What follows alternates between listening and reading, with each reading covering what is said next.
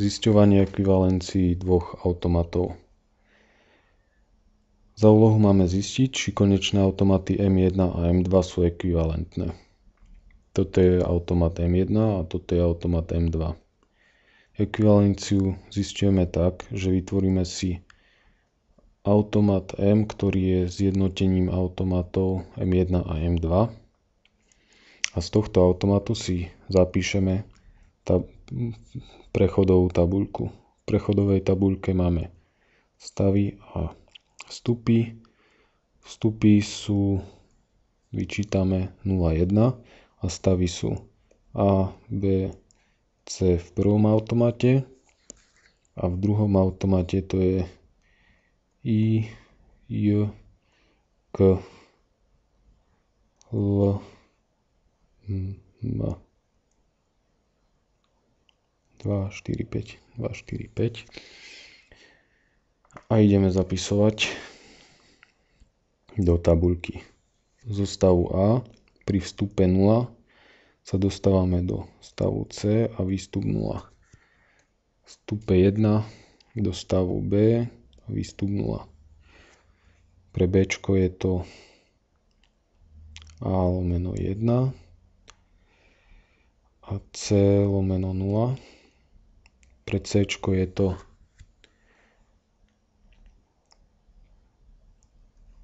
B lomeno 0 a A lomeno 1. Pre I je to L lomeno 0, I lomeno 0. Pre J je to I lomeno 1, K lomeno 0. Pre K je to J lomeno 0, I lomeno 1. Pre L je to M lomeno 0, a I lomeno 1. Pre M je to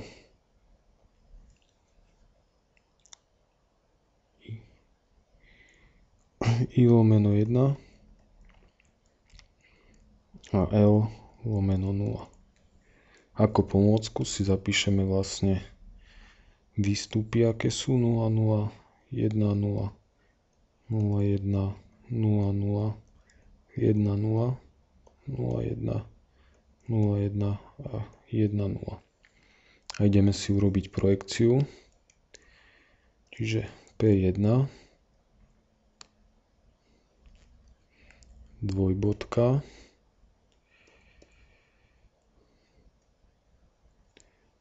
v prvej bude 0, 0, čiže A a I stav.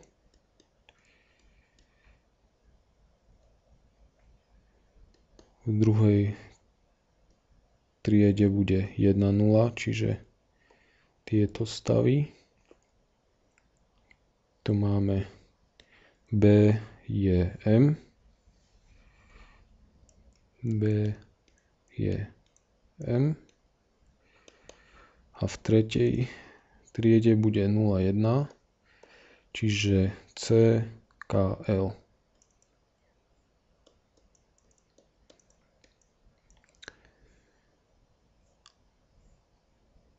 P2. Pomocne si označím triedy, ktoré nám vznikli, ako 1, 2, 3, pretože v ďalšom kroku zisťujeme, do ktorých tried smerujú výstupy. Takže pre Ačko ideme do CB, čiže do 3, 2, do triedy 3 a 2. Pre Bčko, pre Ičko ideme do L, čiže do tretej, a J, čiže do druhej. 3, 2, takže Ičko nám zostane v triede s Ačkom. Bčko ide do A, C, čiže 1, 3.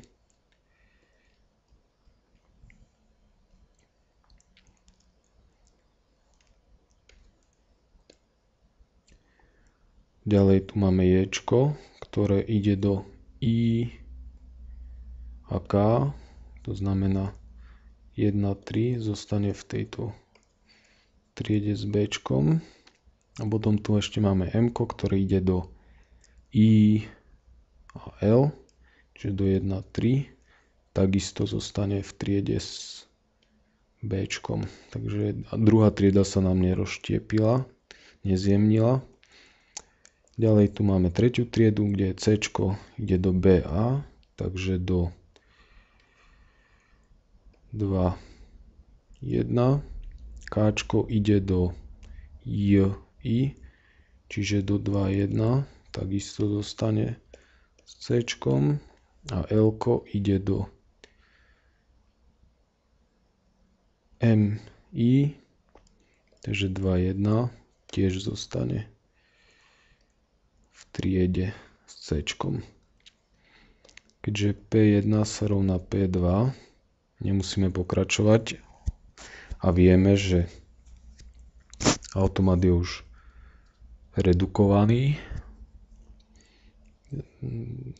Zjemnili sme v maximálne možnej miere triedy rozkladu a zisťujeme, či automaty sú ekvivalentné podľa toho, že poprvé v každej triede musí byť aspoň v každej triede rozkladu musí byť aspoň jeden stav z prvého automatu a aspoň jeden stav z druhého automatu. Takže prvá trieda tu je Ačko je z M1, Ičko je z M2. Druhá trieda Bčko je z M1, IM je z M2. Vyhovuje. Tretia trieda Cčko je z M1 a KL je z M2. To vyhovuje. Nevyhovovalo by to napríklad, keď by nám nastala nejaká jednoprvková trieda, alebo potom taká trieda, že I a M by patrili do samostatnej triedy rozkladu. V tom prípade by automaty neboli ekvivalentné. A druhá podmienka, ktorá musí vyhovovať, že inicializačné stavy musia byť v rovnakej triede rozkladu. Automat M1 má inicializačný stav A podľa tej šípky, automat M2 I. A podľa rozkladu sme zistili, že A a I sú v rovnakej triede rozkladu, to znamená, že aj druhej podmienke vyhovuje. A teda môžeme napísať, že automat M1 je ekvivalentný s automatom M2.